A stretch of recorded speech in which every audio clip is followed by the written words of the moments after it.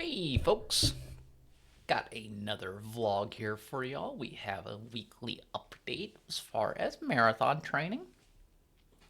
Very productive week. I took some really good feedback regarding doing like easier paces for my easier miles. Um, and I really think that I can see the dividends, particularly on my long runs. I'm very excited. I posted it in my little community chat here, but I got 9 miles yesterday. It was great. It was probably the best I felt, dare I say, since before my major injury in 2019. I definitely felt like I still had some gas in the tank. I'll just go ahead and say it. I ran all the way into town, downtown, and looked around, and I was like, I don't have anywhere really else to run. There was a coffee shop right nearby. I was like maybe 6, 7 minutes off from being at the end of my scheduled run, and I was just like, rather than just running around in a circle, I called the wife and I was like, let's just meet up at the coffee place. So had a good little coffee session after. So I'm really jazzed up though because if I'm not mistaken, I think it was like 23 miles after that. Oh no, I'm sorry. I'm being too aggressive there. It's 21.5 miles this past week, which is the most I've had in a long time. For some people they're like, "Oh, I do that by Tuesday." I get it, but post major injury, I'll take it. We're gearing up. It made me really feel like my goal of this training cycle where I want to do marathon distances on the weekends just for, just staying at that level of conditioning for endurance. It made me feel like it's plausible to do without worrying about injury because I haven't, knock on wood, I have been getting back to form with a lot of my health. Those things I mentioned last week where they weren't running related, some aches and pains, sleeping on shoulders the wrong way, those have pretty much cleared up. So I'm feeling a lot better there. And there's something to be said too about how nice it is to just like running is as an activity, right? Um, it's something that the more I get to do, the happier I feel. So, um, I've had a really productive weekend, both working on the house, spending time with the wife, and then also, of course, running. So that's been great. Um, Not a whole lot else there on that. I've been doing some strides. Looking ahead at the end of the month, I think the Memorial Day weekend, I have a half marathon coming up. I'm really excited about. I think I was only scheduled for like 9 miles for that long run on that day, but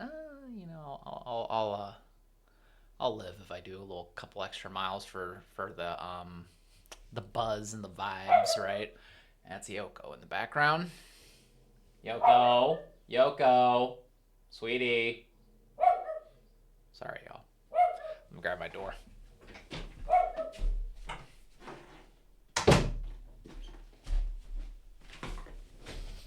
Sorry about the pup.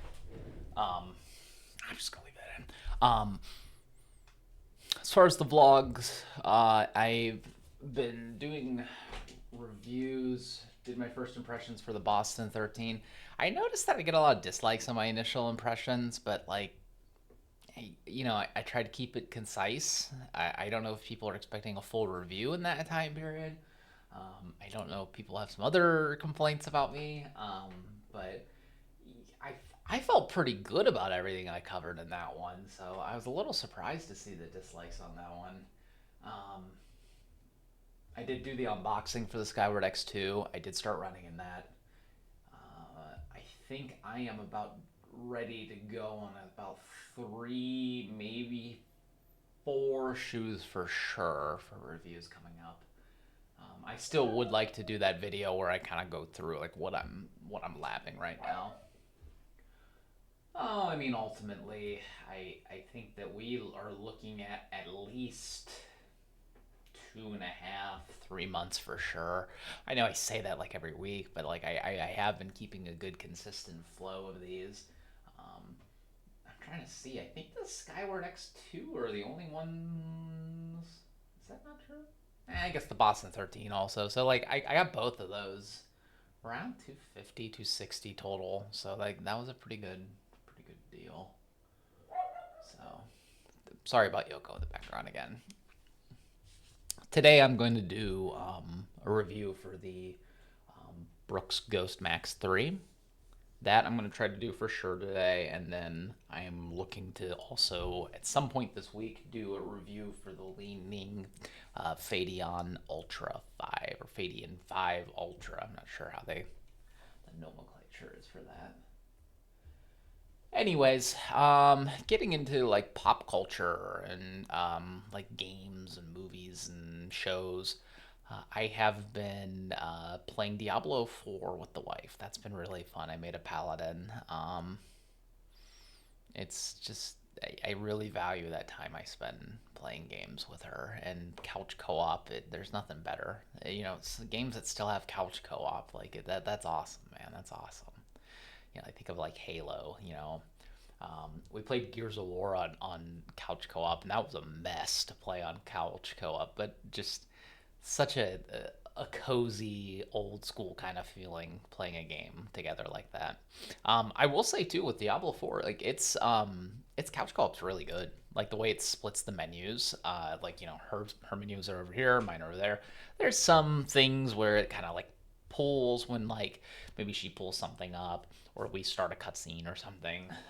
While like say like I'm working on my skills, she's working on her skills. One of us opens up an inventory, like or like with a shopkeeper or something. Sometimes it'll kick us out, which isn't great, but I mean it's really smooth overall, so that's pretty cool.